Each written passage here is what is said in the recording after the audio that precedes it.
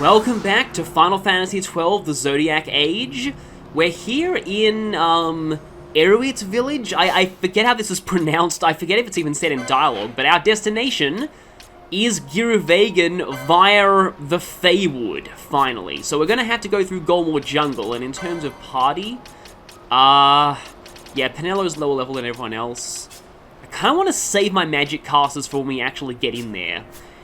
However, I also want to try a few things, actually. So this might be a good testing place to see just how broken this is for this point in the game. I might not end up carrying this kind of equipment all the way in because I do feel like it's a little bit cheap. For example, this is the previous gun I had on Balthier, 33 power. Arcturus is 45 power, and with guns, a very small increase in power equals a gigantic difference in damage. So, yeah, I really don't know if this is gonna be breaking the game for me. We'll see. But I want to test it out on a few enemies, specifically the Masamune, and I was originally wanting to control Penello here, but I'll probably control Van just to, again, show the Masamune. Still kind of weird how they actually changed it in Chrono Trigger from Grand Leon, like a Western-style name, to Masamune. Okay, this is a fairly underleveled enemy, I'll give them that, but it is doing more damage than Balthier's gun is doing. And Balthier's gun's going to be pretty consistent in damage for basically everything, so, yeah, about 2,000 normally, 3,000 on crits.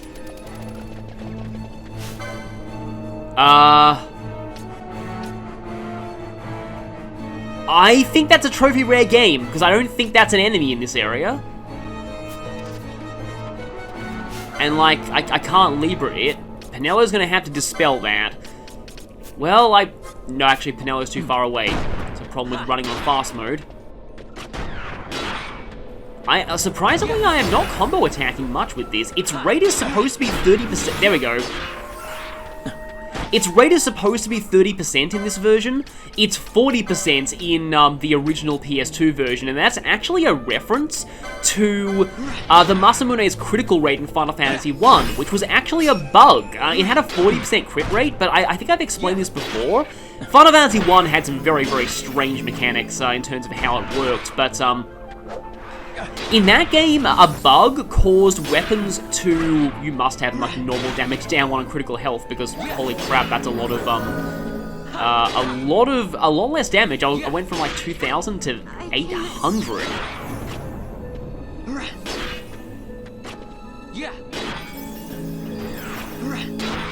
I also have a ton of Phoenix down, so I can probably afford to have some people die here. Yeah, you must have some kind of reduced damage thing, and yep, that was a trophy. But what I was saying was that a bug caused the game to actually ignore weapons' real critical rates in FF1, and instead weapons would use their internal index number as their crit rate. And yes, I have the Aquastron on Balthier because I wanted to take revenge on these Hellhounds. These used to be too dangerous for us to fight, but at this point, they're pretty much average. So this is like the actual point where you're supposed to be going this way to the Feywild, but you know, you can go this way early to skip the Elder Worm. Which means, can you, like, come back later on and kill the Elder Worm with an overlord party? That actually sounds pretty cathartic. Anyway, yeah, back to what I was saying. So I think, from what I remember, weapons like Thor's hammer didn't originally, like, they weren't supposed to have a high crit rate, but they did because their index number was high, and the Masamune was one of those weapons. But generally speaking, the weapons that became the most infamous among fans for having really high critical rates due to the glitch, these weapons kept high crit rates in all remakes, even though the glitch was fixed, and the Masamune was one of them.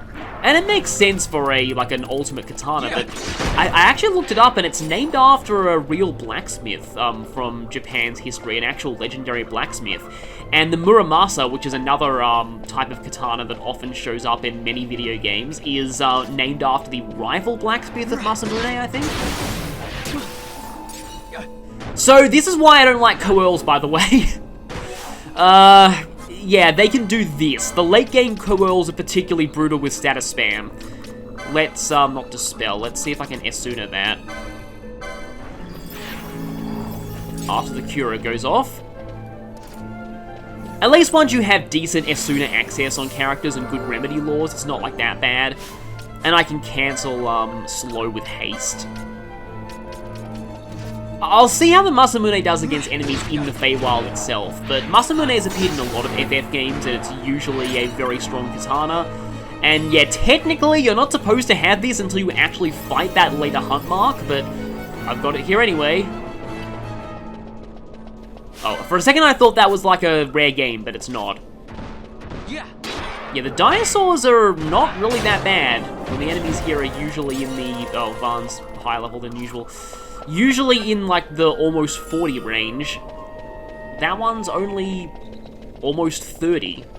Which was still tough for early in the game, but not that much now. I do kind of like how like the overall level scale of this game is quite small compared to many other JRPGs, and I don't know, like on the one hand I do like it when games like often make use of their full I'm looking for float actually, because I'm pretty sure that the traps in here are going to be really lethal. So like, I like games like Persona where you go all the way up to like almost 70 by the end of the game, but at the same time, in this game it just feels like levels make like every individual level really feels like it matters. When that's not the case in a lot of games. They often call that empty levels or empty level syndrome. Oh, it's an actually aggressive bunny. You know the Feywild is not messing around when the bunnies are actually aggressive.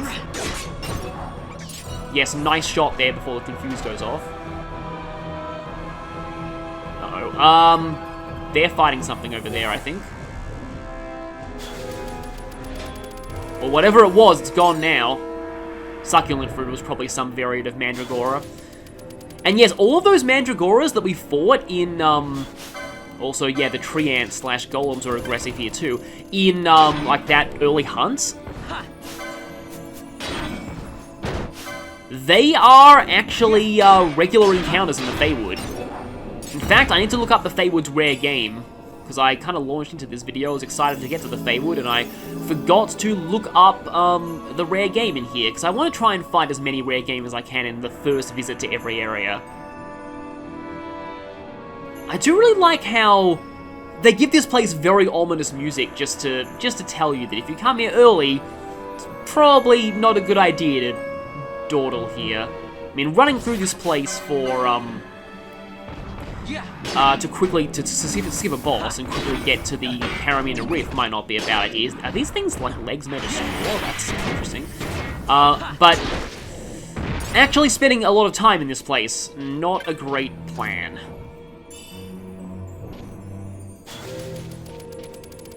Oh no, Balthea's silence, whatever will I do? Well, I mean, he will be getting buff magic access with Espers later on, I think.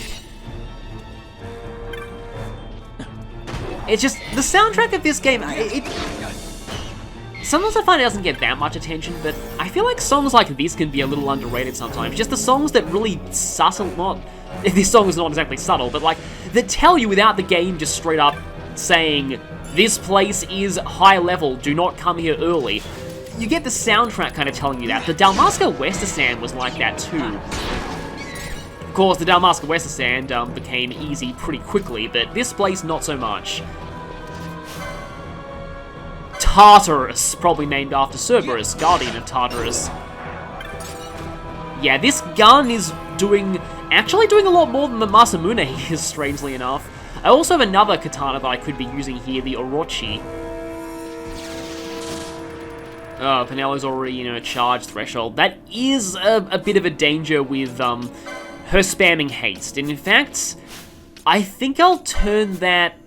keep mixing up the license and gambit menus. I'll turn that off for now, just to make sure that she's not using too much of her MP early in this area. By the way, I have a whole lot of wine. I'm saving that for something special.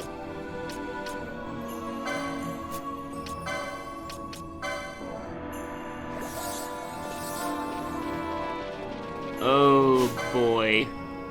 No, Tartarus, Holy Elemental. I thought that was like an air one, but... See, on the one hand, it says it's lower level than the other enemies, but that HP tells me otherwise. Elementals are always brutally dangerous, and Penello's... Well, Penello aggroed it anyway.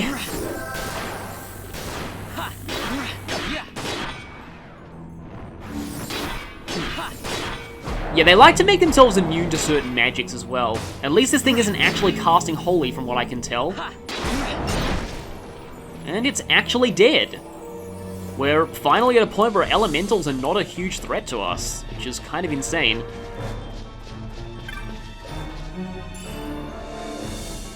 Now this music is sounding a little bit vaguely Halloween Town-esque. What? Yeah, they're almost level 40.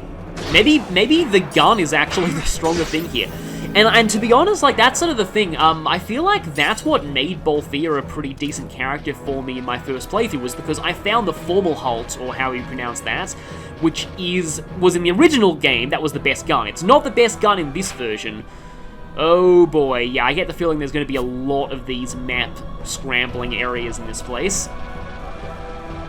I found that in the Henna Mines when I found when I was finding the outline in the original. Like, it was available very early in the vanilla game, and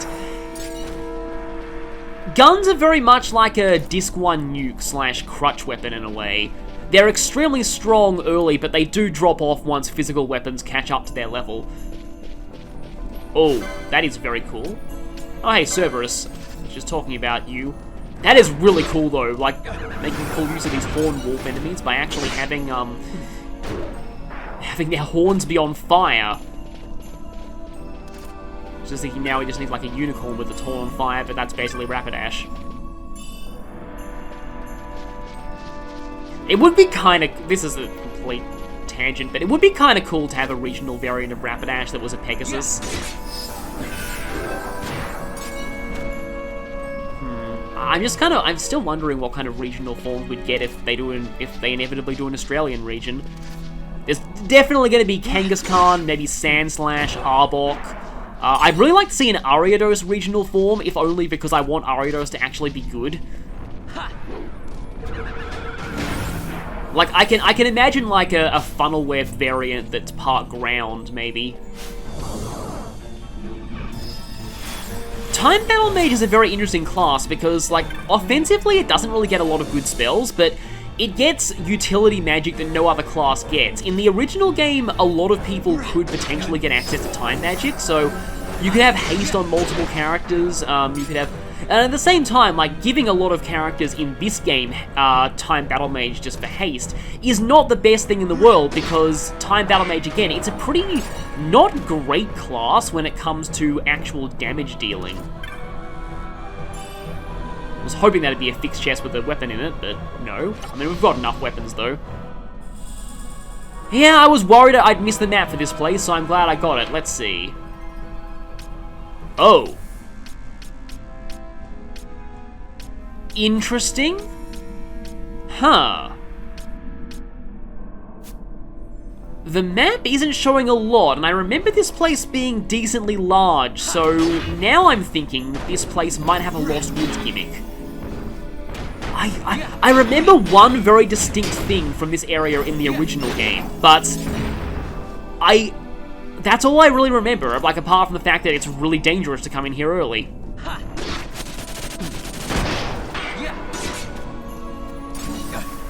Sonic Fangs just makes me think that there was a character in Sonic called Fang the Sniper / Knack the Weasel, depending on what region you're in. Hasn't really been seen for a while. And now it just makes me think of, like... Yeah. Weird thing to talk about, but back when Sonic Chronicles, the Sonic RPG by BioWare, was getting decently hyped, when that game finally came out, it was like, it's funny, okay, I fully agree, that game's music is awful, like, really, really, really awful, and it's not a great game, it's probably not even a good game, but I don't think it's an awful game either. There were a lot of people back in the day who thought that game was horrendously bad, and I don't know, I thought it was okay. Like, it wasn't the worst thing I've ever played. It could have been better, and it wasn't amazing, but it was okay. Like, I thought a lot of the hate was very overblown. But anyway, back when that game was, like, still new and hype, I remember, like, one of the most blatantly obvious cases of Wikipedia vandalism. Well, not so much vandalism, but Wikipedia editing by people who were just trying to put their own cool theories in without even fact-checking them. There was one that was saying, oh, Penelo? These things are undead. That makes sense. That would explain why Penelo's going through a lot of her MP too. But yeah, people were editing that game's Wikipedia page saying things like, oh, Knack the Weasel is going to be playable in Sonic Chronicles, as is like Dean the Dynamite and Bark the Polar Bear and all of those obscure Sonic characters we want to see return, who finally did in Mania. Anyway, just a very weird story I have from back in those days. Okay, we've got a save point here. I still remember Fran's speech talking about the Feywood and Giruvegan.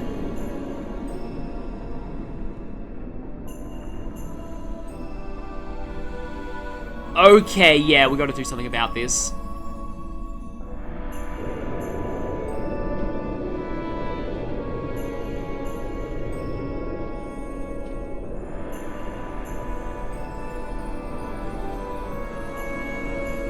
Seeing dead people again.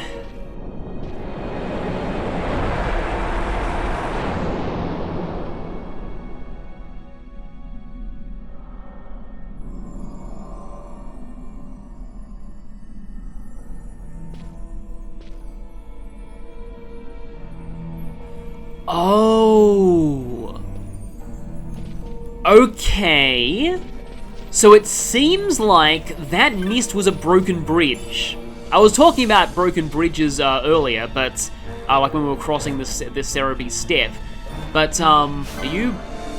Oh, I remember Mirror Knights. I think I remember these things are kind of, yeah, they have reflect. But Drain seems to pierce that. They do seem to be very weak to the Masamune though. So the Masamune doing like less damage. Oh no, actually no, it's because Van was, his HP was full and he does more damage when on high HP. Wind Slice Opinion. I love that name. I think I remember that from my first playthrough as well. But yeah, so broken bridges. I'm pretty sure that miss there is to make sure that you can't actually go to Giruvegan before the plot requires you to. So yeah, that's a broken bridge. Basically something, those like flowers from a distance almost look like hands. That adds to the creepy factor of this place.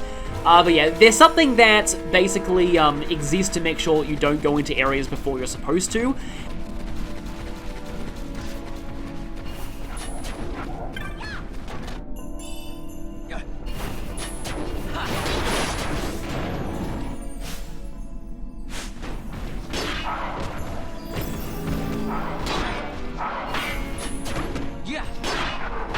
I think I should actually go for the ones that are closer to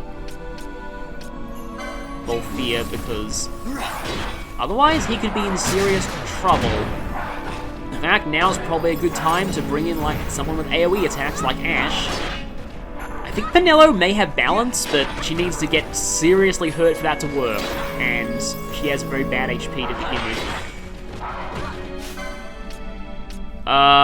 Oh, Dreadguard. I'm guessing that's a rare game. I'm gonna have to look up how to spawn. Whoa, there's a lot of them here.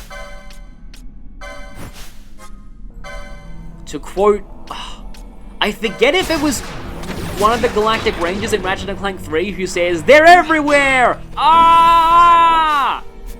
I didn't do that scream right. It's like a weird gurgly scream as well. I can't do that on command, but it's, like I said, it's a yeah, it's just kind of silly. Okay, Bolfia levels up, which sadly means I may have to take him out of the party. Now I will look up what spawns the Dreadguard. Fun fact, I'm actually keeping the rare game list from the FF Wiki open at all times on my browser now. 40% chance of spawning instead of a Mirror Knight, and given how many Mirror Knights there are in this area, that's an extremely high spawn chance. You'll probably see it eventually. It does require the Hunt Club to be accepted though. Weirdly, there's 2 Hunt Club rare game that behind the scenes info here.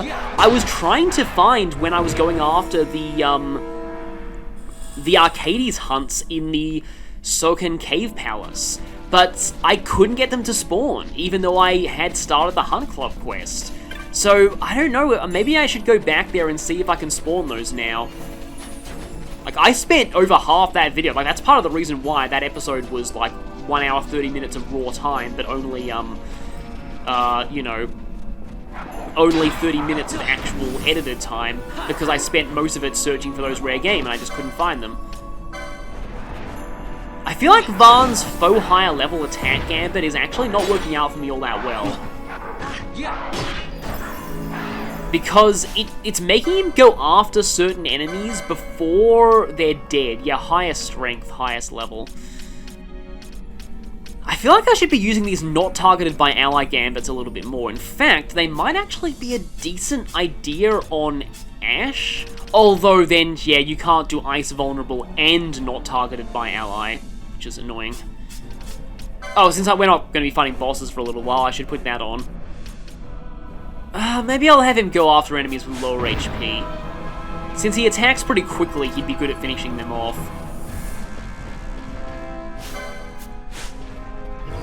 Okay, I'll let this Cura go, and then I should probably change my party. Suppose I can use the 3 I wasn't using before. Taking control of Fran here might be okay. In fact, I can probably, if I get a better bow, change her bow off from this, because she's not really using fire anymore. I mean, later on in the game there's Ardor, but Ardor does have an incredibly high MP cost, and also, not so much that, but it's more that Reflect. Actually, I have an idea. Because Fran actually has Drain. And I feel like Drain does pierce Reflect. Yes, it does, and it does okay damage. Wow, that is... Oh, because of Ashe's Reflect spell. That was what happened there. So I turned that off because of you-know-who.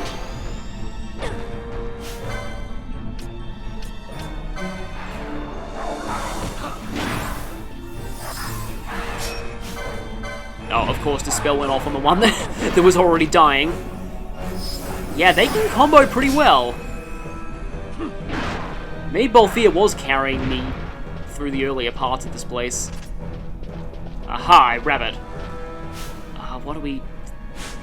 Yeah, the problem is we don't actually get access to, like, Bravery and Faith. So this thing has Faith on it. Faith buffs magic damage and Bravery buffs physical damage. Bravery and Faith, we don't actually have access to those for a really, really long time. In fact, I can probably do something silly here. Now that he's out of the party, I can then use this on him from the reserves.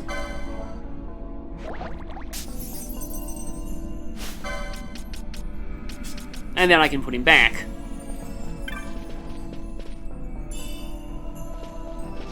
But yeah, I think Bravery and Faith aren't until the Necrol of Nabudis or something. It's just... question mark. Yeah, I don't know where this goes to. Oh! Oh! Oh! Oh! Yeah, that answers my question. Abyss-Steels. Nope, nope, not dealing with those again. No way am I doing that again. So yeah, the Feywild, if being in the Feywild at this point wasn't enough of a terrifying experience, it also links to the post-game section of the Henna Mines, which makes it not technically post-game, but still. I mean, you can come there anytime you have like 10 or more espers, but still, like, it's just, those Abyss-Steels are easily some of the worst enemies in this game.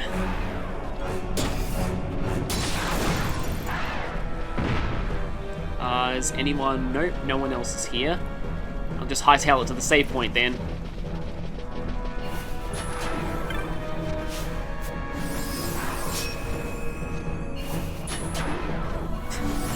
They're going up to Mirror Knight Q. Mirror Knight Q sounds like an obscure superhero. Actually, it sounds like a Sentai thing too. I can just picture that. Mirror Knight Q. It could be a mech, actually. But I actually kind of like the Mirror Knights as a concept for an enemy, because in a game where magic's pretty overpowered, you face a basic enemy that likes to put Reflect on itself, so you got to work around that. Oh, okay, cutscene. Now, is this place going to have its own map, or is there going to be like a Lost Woods type segment? Oh!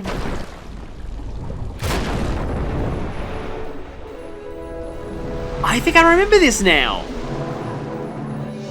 Yeah, there's actually a boss. Oh, Rafflesia. Yeah, there's something like this in a lot of games, but I can't believe. Okay, Ash is already dispelling. That's good. Okay, that's dispelled. Now I want to check something. Is this? Oh wait, no, it's a plant-based enemy. They're usually not weak to fire in this game.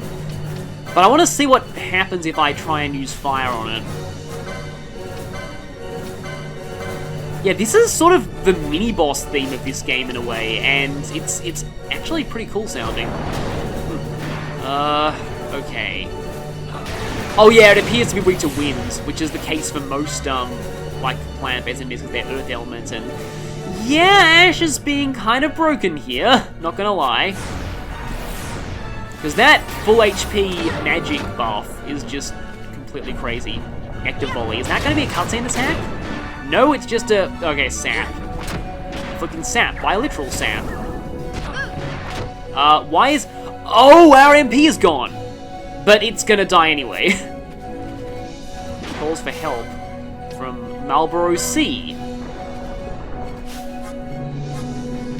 But yeah, she doesn't have any gambits to use charge. I should probably do that. I mean, it's gonna be dead in a few seconds anyway. So yeah, kind of a joke of a boss if you have its weakness and you have the high HP magic boost. They're called arguments. I don't know if I mentioned it before, but any passive skill from the license board and also on enemies is referred to as an argument. Many arguments are enemy exclusive, such as safety, which all bosses and hunt monsters have, which makes them immune to poach, instant death, Achilles, unfortunately. Oh, I need to go back to the Garum Scythe sewers and get Achilles, but it's just the problem. The reason why I'm not prioritizing Achilles, it's a technique that is interesting in concept. It gives the enemy an additional elemental weakness, but everything with safety is immune to it. And pretty much everything that you would want to use Achilles on is something with safety. So, it's just something that TV tropes would call useless, useful spell. Okay, thankfully, the MP draining effect is exclusive to that boss and not like an effect of the area itself. I do wish we got to see a bit more of that mini-boss. It had a cool design. In fact, I don't think there's even a generic enemy or even a hunt monster that looks, anything like that. So that's it's kind of like that metal dragon magnet boss in the Still Shrine of Miriam that I totally forgot to see. See, this one I do vaguely remember, though. It looks a bit like the Ochus in FF10. Oh, yeah. White Magic's Embrace. Okay, then. I feel like some of these areas... No, they wouldn't, like, boost the effectiveness of certain magic. I mean, there's already weather for that. Okay. Have I passed by... Oh, I have passed by the Walk of Stolen Truths. I just realized there is a rare game, and guess what it's called? Crypt Bunny. That's pretty great. Defeat all Tartaruses and 6 Cerberuses in the Walk of Stolen Truths. Afterward, Crypt Bunny has a 20% chance of spawn... Oh, that's a pain. That's a major pain. I'm technically closer to that than I'll ever be anytime soon.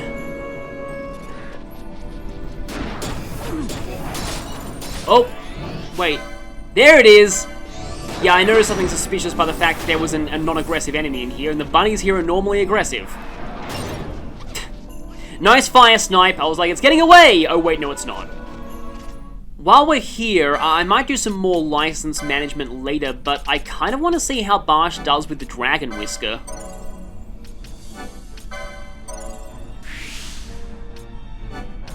And he doesn't even have great swords yet, so I should try and get some of those.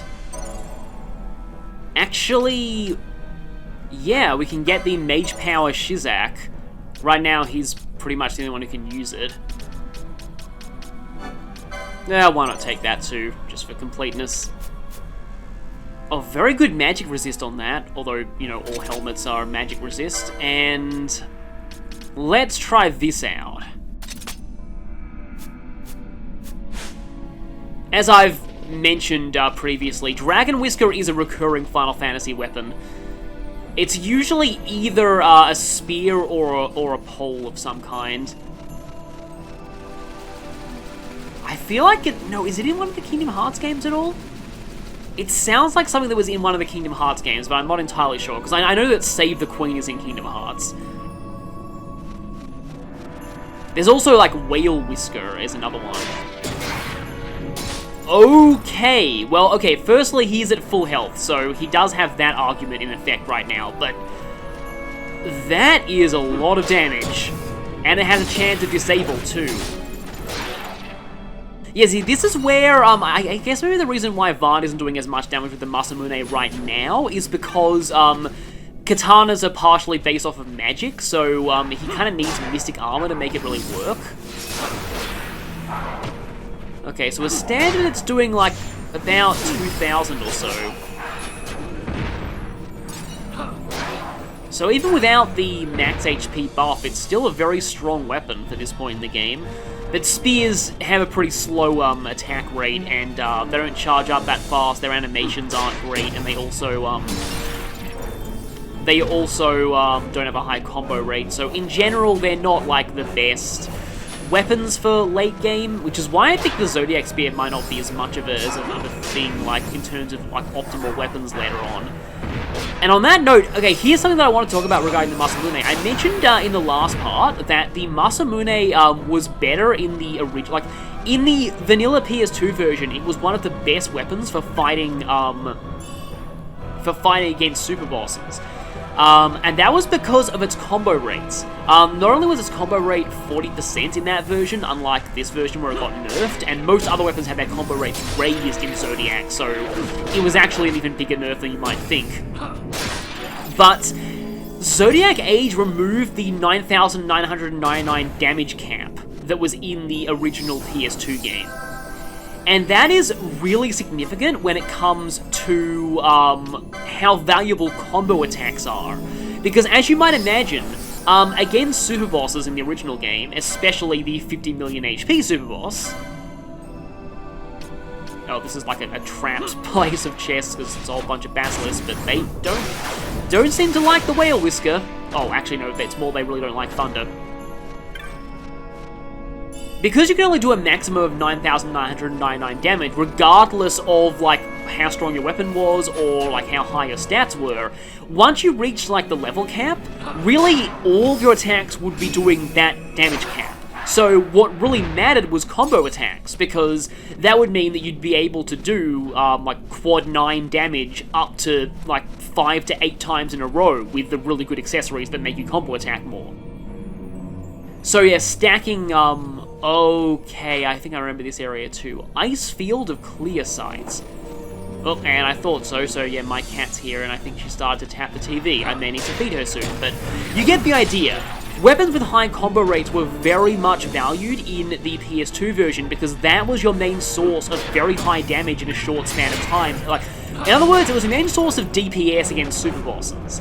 But in this version, now that you can exceed the damage cap, that's not a good thing to be seeing voices chime in your head. In this sanctum shall the pilgrim find truth and illusion both. Illusion betokens the true way. Oh, I think I remember this part. I think this is like a semi-Lost Woods segment. Illusion beckons the true way. We actually have to follow the path that is not the truth. Because this area, we actually can't get through without following the right path, and in fact, in that case, I should probably either disable my gambits or just kill all the enemies in here before I follow the puzzle, because, yeah, we can't actually get through here without doing this. I do remember this part of the Feywood as well. And I like how, because normally you'd think that you follow the truth, but here you actually have to follow the illusions, the false visions. And I wonder if that says something about this place. We'll see. But yeah, because the damage cap has been removed, you can do much more damage in single attacks now, like spells or other things, so combo rate on weapons is not as important for post-game super boss fighting.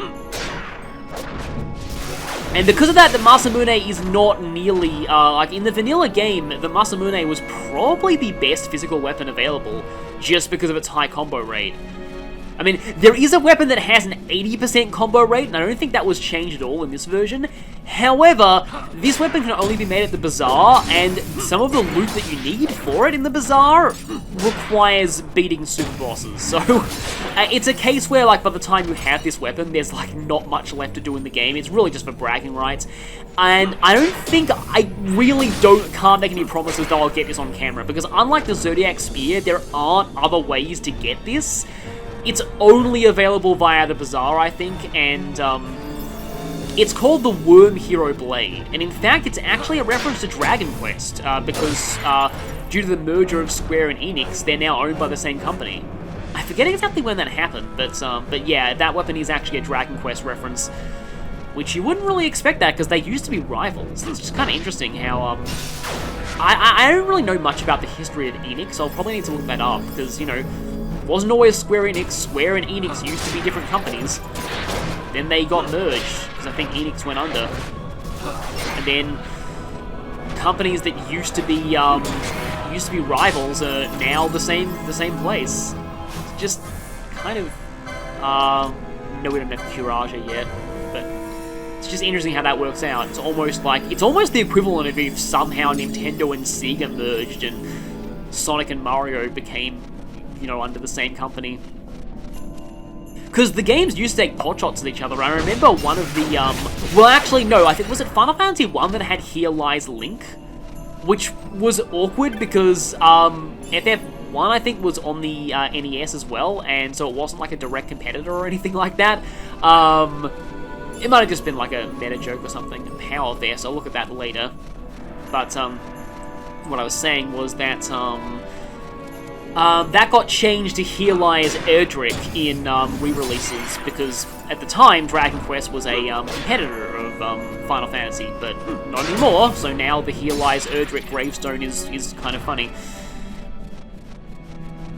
Because yeah, Square Enix did actually make Super Mario RPG for, like, Nintendo. Of course, the fact that Square Enix made it, unfortunately, means that a lot of that game's characters are doomed to never really be used again because of copyright disputes. But it's fine with me because I never really played, never really had much nostalgia for Super Mario RPG because it didn't get released in Australia. Yeah. Neither did Final Fantasy VI, neither did... So yeah, there's an illusion.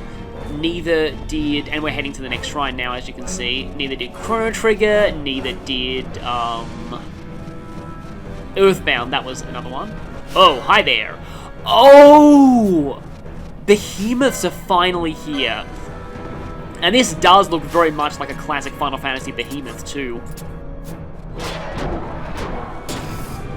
Behemoths are a common late-game Final Fantasy enemy. In this game, we found, like, enemies of the werewolf type that were earlier variants of these things. But these are the real big boy behemoths. There's the illusion. There it is. Aha! And that's going to lead us this way. Do you have to hit all the shrines, though, for this path to work? The Edge of Reason. Yeah, we have actually reached a new area. So there actually kind of was a Lost Woods puzzle in this place. I thought there would be. Speaking of which, yeah, there was, Clive Mandelin did a good article on Legends of Localization about Lost Woods, which in almost every game, like, in almost every piece of Japanese fiction it's appeared in, it's always like Mayoi no Mori? I think, yeah, Mayoi no Mori. And it gets localized as different things, so, like, it's the Lost Treescape in Echoes. It's like the Forest of Illusion in some games. I still think my favorite is the bad translation of Zelda 1, where it's Forest of Maze. But it's Mysterious Forest and others. Forest of Illusion, it's sometimes called. Like, there's one in Super Mario World. Defender. I think the Defender, and that reminds me I need to check out that Power Vest. But the Defender, I think, is a great sword that gives a lot of block. Yeah, it's a great sword with a lot of evasion on it. Actually, pretty solid evasion for a great sword. Well, Balthea, Fran, Barsh, Ash, and Penelo can all potentially get access to that on their license boards. That's interesting. Might actually be a solid idea for like Penelo later, because she doesn't attack physically much, so equipping a weapon with high evasion would be good. Yeah, comboing White Mage and Shikari for dodge tanking, because if you're not really planning on attacking physically, the low attack power of the, that was terrifying from a distance. The low attack power of, of the main Gaunch, or however you pronounce that, is, not much of an issue if you're not actually attacking with it to begin with. Giruvaganus! It's not exactly an imaginatively named dinosaur, but oh well.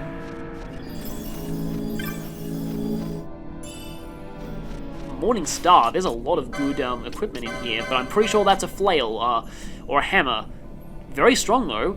So they are giving us weapons with over 100 power at this point anyway, so maybe it wasn't that broken for me to grab the Muscle today, especially, again, since Vance strength isn't that good, but yeah, of course, that weapon's, nice behemoth skewering there, Barsh. But yeah, the, nice behemoth, freezing there, Ash. Yeah. Hammers and flails are kind of balanced out by the fact that, their damage is randomized, so it's why I generally don't like using them all that much. In fact, speaking of randomized damage, just realized something. Okay then. I want to try something out now. I did say I'd get him with Balthea, and I should have enough LP for it now. Additional Gambit slot. Exodus, well, that must be painful memories giving Balthea an Esper with Judge in its name. I didn't really consider that before. I'll get stuff on him license-wise later, because I kind of want to demo Exodus for a little bit. And hey, it's fitting that we summon the Tree Wizard in this place. I like how everything goes all kind of green here. So, Exodus. Exodus is kind of a weird Esper. He uses Comet. Comet does random damage between 0 and Exodus's, he also has haste on himself by default, which is pretty cool, and Exodus's max HP, which does give it a pretty high potential damage, but at the same time, a very low amount of potential damage as well. So if you get lucky, he can hit very, very hard, but if you get unlucky, not so much. Now let me see what other abilities he has. Kuraja. He does have Ardor, though. A lot of MP, but Espers don't really, worry that much about MP, especially since once they're gone, like, the MP pools totally return to them. But I didn't realize he had Ardor, which is, like, super powerful arcane magic that's also fire element, and thus is kind of effective with, the Burning Bow. But as you can see here, its animation is very slow, as far as, like, the actual damaging portion of its attack is. Wow, that did even more than Exodus's max HP. I'm guessing it's because the 999 that we're seeing here is, he actually has much more HP than that. So, Exodus is actually not as bad as I thought he'd be. Because even though his damage is random, his HP is so high that the range is just massive. I underestimated him. He's actually not... I thought he'd be really bad. Like, honestly, I actually thought of, like, oh, random damage, but... Again, random damage with such a wide range. Like, you only really need to hit, like, 50% of his health. Like, even if you get a very low roll, it looks like he has, like, nearly 20,000 HP or something. And even if you get a really low roll on this, you're still doing, like, 5,000, which is very good damage for this point. So, a rare case where random damage is actually kind of decent. And he also attacks pretty quickly thanks to his innate haste, so... And he keeps you held with Kuraja, which is great because, if you run out of health, he desummons himself. I guess his main weakness is his lack of AoE attacks outside of Ardor, which is very slow and you have to manually tell him to use it. Yeah, see, that was a very low roll there, but that was a higher roll. It's also a very fast animation too, which can help. Okay, so back here, let me see, do we have illusions or do we not? Or is this the place where you have to do, quote-unquote, the thing? There is a thing that we have to do, a little later in this place. But yeah, the sheer speed at which he uses Comet also means that if you get a low roll, then, you know...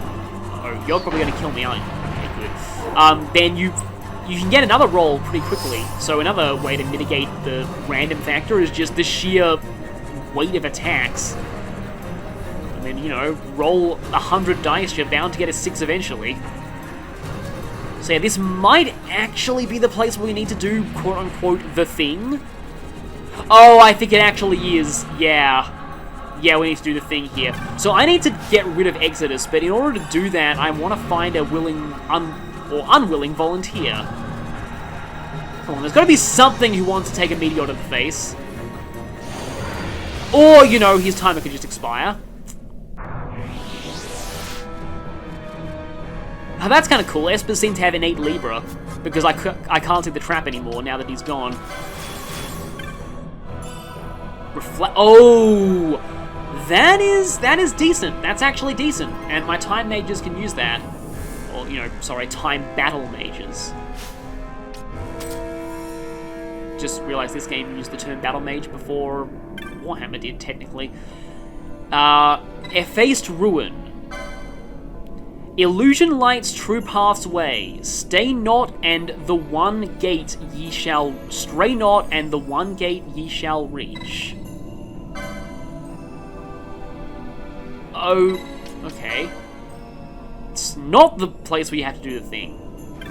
Oh, I think I had to find the one with the inscription on it. You have to start at the glyph. That would make sense.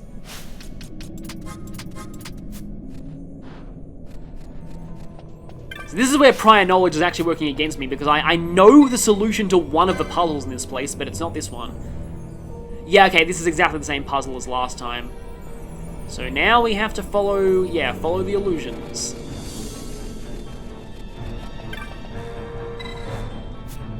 Oh yeah, now this one has a glyph on it. No wonder Dr. Sid went insane in this place. Presumably.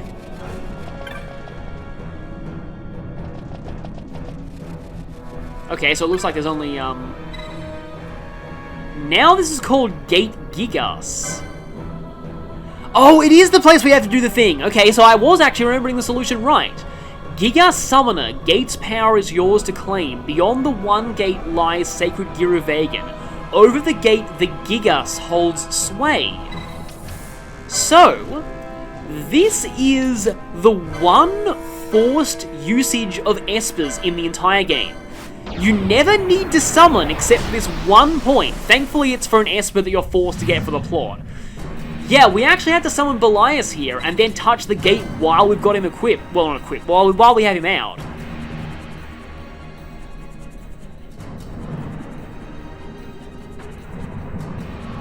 So the first Esper we ever got actually has something of a story role.